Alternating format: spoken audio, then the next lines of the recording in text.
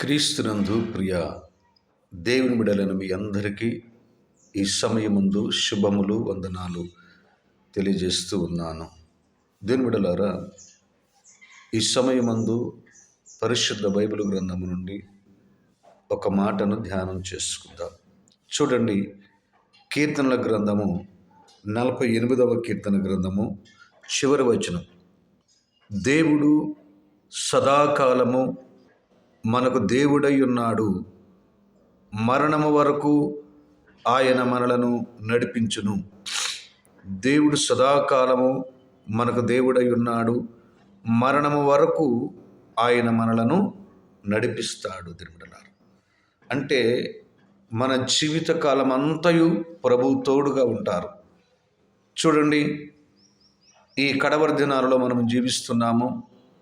దేశములో ప్రపంచంలో ఎన్నో పరిస్థితులను మనం గమనిస్తున్నాం. దేవుడలారా, దేశ పరిస్థితులు కానీ ప్రపంచ పరిస్థితులు కానీ అంత క్షేమముగా లేవు.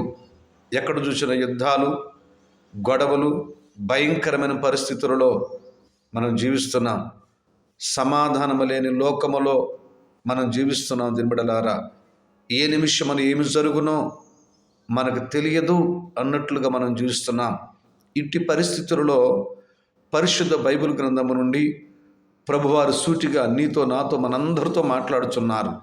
నా కుమారుడా, నీవు భయపడకుము, ఇదిగో నిత్యము సదాకాలము నీకు తోడుగా ఉన్నాను. నువ్వు భయపడకము, అపాయము నీ యొద్దకు రాదు, ఏ తెగులు నీ గుడారము సమీపించదు. ప్రతి నిమిషము నీకు తోడుగా ఉండి క్షేమకరమైన మార్గములలో, సంతోషకరమైన మార్గములలో నేను నిన్ను నడిపిస్తున్నానని ప్రభువారు చదివిస్తున్నారు. దీని బిడ్డలారా, ఒక్క నిమిషం మీరు ఆలోచించేయండి. మనం ఆరాధన చేస్తున్న దేవుడు సర్వశక్తిమంతుడు. ఆ ప్రభు ఈరోజు నీతో మాట్లాడుతున్నారు. ఎంతవరకు దేవుడు తోడుగా ఉంటారంటే మరణము వరకు, అనగా మనము ఈ లోకములో జీవించినంత కాలము ప్రభువు మనకు తోడుగా ఉంటారు. తింటారు. మనుషులు విడనాడవచ్చును, బంధువులు విడనాడవచ్చును, నువ్వు ఎవరినైతే ప్రేమిస్తున్నావో వారు నీకు దూరం అయిపోవచ్చును, నిన్ను విడిచిపెట్టవచ్చును. కానీ నీవు నేను మనము ఆరాధన చేస్తున్న దేవుడు ఆయన కృప కలిగిన దేవుడు, జాలి కలిగిన దేవుడు.